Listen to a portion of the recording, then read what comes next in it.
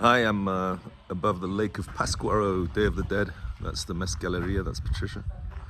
And way back there is Pascuaro, which is, the ultimate town for Day of the Dead, actually, here in Mexico, in Michoacan. So we had a lot of excitement over the weekend with publishing a big thematic note called Heavyweights of US E&P, which is essentially arguing that this medium and small cap US exploration and production companies should get bigger.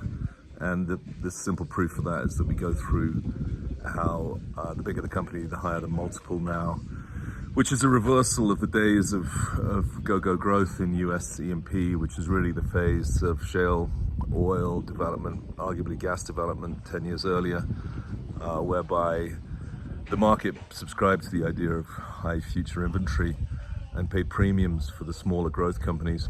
Now they're paying premium for the Exxon, the Chevrons, relatively speaking. And what you're seeing, as you well know, is companies like Pioneer and Hess effectively selling at very low premiums. In fact, Hess, at the time of the deal announcement with Chevron last week, was only a 5% premium, which was very low for a company with the asset base of Guyana and Bakken as well, for that matter, other stuff, but above all Guyana. Selling out for relatively low premiums is surprising.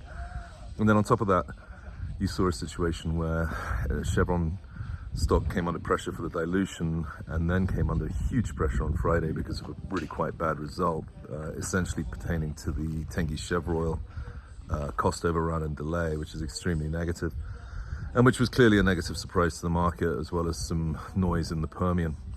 So now the Hess deal has gone from $171 of value to Hess to under 150 value, and the market, a lot of our clients are asking us, is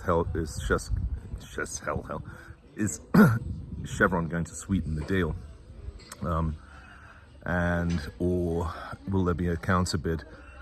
The counter bid theory is a little bit tricky because there's no obvious candidates. Total Energies maybe, Shell seems very preoccupied, BP effectively doesn't have a CEO, ConocoPhillips doesn't really do offshore oil to the extent that $60 billion Hess would represent.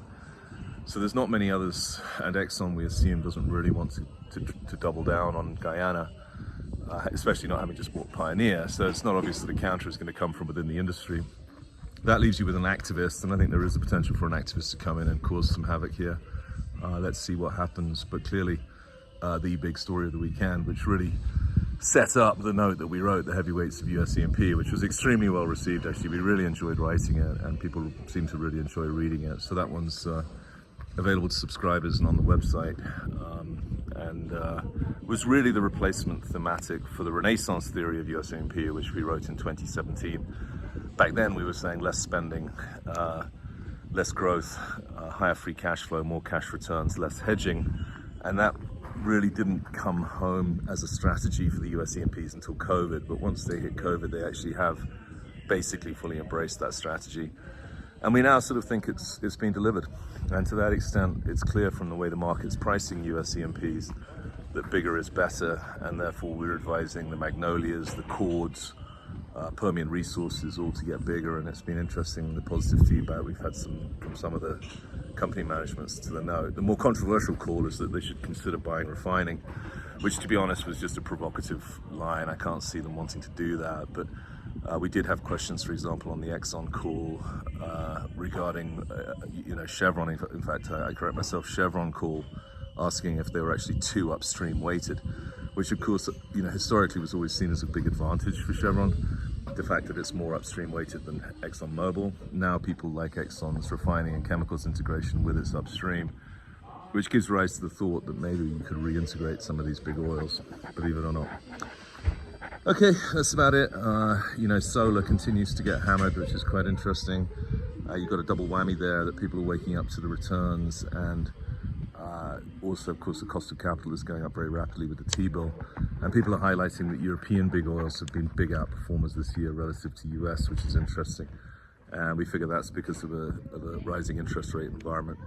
The other really interesting one is the MLPs have been behaving really well for a rising interest rate environment, whereas the utilities have been getting hammered.